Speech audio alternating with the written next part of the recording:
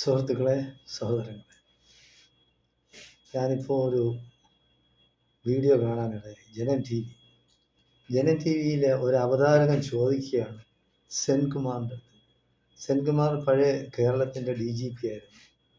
അയാളിപ്പോൾ full time RSS Sangh Parivar BJPയുടെ വക്താവായിട്ട് മാറിയിരിക്കുകയാണ്. ഏതെങ്കിലും കാരണവശാൽ എന്തെങ്കിലും ഒരു ചാൻസ് കിട്ടാൻ വേണ്ടി അയാളുടെ സംസാരം തന്നെ വിറച്ചാണ് സംസാരിക്കുന്നത്. നല്ല ഒരു സ്ഥാനത്തിരുന്ന് റിട്ടയറായി ആ പെൻഷനും വാങ്ങിച്ചുകൊണ്ട് വീട്ടിലിരുന്നാൽ പോരെ. സാമൂഹ്യ പ്രവർത്തനം നടത്താനായിട്ട് ഏതെല്ലാം മാർഗങ്ങളുണ്ട്. അയൽപക്കങ്ങളിൽ നോക്കിയാൽ മതിയല്ല, നമ്മൾ എവിടെയാണ് ജീവിക്കുന്നത് ആ ചുറ്റുപാടിലുള്ള ആളിനെ സഹായിച്ചാലും മതി. അതും ജനസേവനം തന്നെയാണ്. അതല്ല എനിക്ക് അധികാരം വേണം, ഞാൻ പണ്ട് കാക്കി ഇട്ടുകൊണ്ട് നടന്നതാണ്, ഇനിയും എനിക്ക് കാക്കി ഇടണം, എനിക്ക് ദണ്ട് വേണം എന്ന് പറഞ്ഞ് നടക്കരുത്.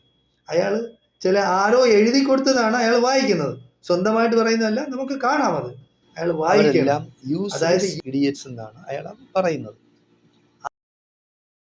നീ എടാ സെൻകുമാറെ, നീ പണ്ട് DGP ആയിരുന്നു, നീയാണ് ഇഡിയറ്റ്സ് എന്നാണ് പറയുന്ന വ്യക്തി.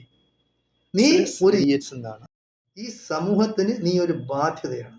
നിന്നെപ്പോലെയുള്ള ചെറ്റകളാണ് ഈ സമൂഹത്തിൽ വർഗീയ വേർതിരിവുണ്ടാക്കുന്നത്. നീ ഇറങ്ങി ആരെങ്കിലും എഴുതി തന്നത് ഇത് വായിച്ച് നിനക്ക് എന്താണ് കിട്ടുന്നത്? നിനക്ക് എന്തെങ്കിലും സ്ഥാനമാനങ്ങൾ കിട്ടുമെന്നാ? അതിനൊന്നും നടക്കൂല. കാരണം ഇപ്പൊ 3 DGPമാർ തന്നെ ഉണ്ട് കേരളത്തിൽ. സംഘപരിവാർ ആയിട്ട്, RSSകാരായിട്ട് ഒരു ക്രിസ്ത്യാനിയുണ്ട്, പിന്നെ ഒരു ശ്രീലേഖയുണ്ട്, ഒന്ന് നീയുണ്ട്. അപ്പൊ നീ പഴയ DGP ആയിരുന്നു പറഞ്ഞ് നിന്നെ എന്ത് ചെറ്റത്തിലും ആളുകൾ വിളിക്കും. അതുകൊണ്ട് നീ കൂടുതൽ വിളയരുത്. നീ എന്ന് പറഞ്ഞാൽ ഒരു മുസ്ലിം വിരോധിയാണ്. നിനക്ക് തലയ്ക്ക് പിടിച്ചിരിക്കുകയാണ് മുസ്ലിം വിരോധം. അത് നീ ഏതെല്ലാം രീതിയിൽ, എനിക്ക് മുസ്ലിങ്ങളെ സുഹൃത്തുക്കൾ അതൊക്കെ വെറുതെയാണ്. അവർക്കൊക്കെ മനസ്സിലായിട്ടുണ്ട് നിന്റെ തനിനിറം. നീയൊക്കെ എന്ന് പറയുന്നത് ഇത്രയും വർഗീയ വിഷം വമിക്കുന്ന പിന്നെ പ്രോപ്പഗാൻഡയും കൊണ്ട് നീ നടക്കാൻ നിനക്ക് നാണമില്ലേ? ഇത്രയും വയസ്സായില്ലേ? നീ ഒരു DGP എന്ന് പറയുന്ന മോശപ്പെട്ട പണിയാണ്.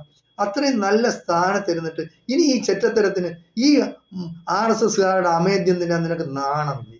നീയൊക്കെ അന്തസ്സായിട്ട് ജീവിച്ച് വളർന്ന് ഒരു നല്ല സ്ഥാനത്തിരുന്ന് നിന്നെയൊക്കെ ആളുകൾ ബഹുമാനിക്കേണ്ടവരല്ലേ? പുറത്തൊക്കെ ഇറങ്ങുമ്പോഴത്തേക്ക് ആളുകൾ നിന്നെ ബഹുമാനത്തോട് കൂടി നോക്കേണ്ടതല്ലേ? ഇങ്ങനെ നീ ചെറ്റത്തരം പറഞ്ഞാൽ നിന്നെ ആളുകൾ ആരെങ്കിലും ബഹുമാനിക്കൂ? നീ ആരാ? നീ എന്തിനാണ് വിചാരിച്ചു വെച്ചിരിക്കുന്നത്? നീ ഇന്നാളും പറയുന്ന കേട്ടോ ഇതേപോലെ. അതായത് ഇപ്പൊ നീ ഹിജാബ് പ്രശ്നത്തിൽ നീ ഇടപെടേണ്ട കാര്യം എന്ത്? പണ്ട് 40 വർഷങ്ങൾക്ക് മുമ്പ് നീ കാസർഗോഡാ കണ്ണൂരാ പോയപ്പോ അവിടെ ആരും ഹിജാബ് ഇട്ടിരുന്നില്ല. ഇപ്പൊ അത് ഒരു അജണ്ടയായിട്ട് കൊണ്ടുവന്നിരിക്കുകയാണ്.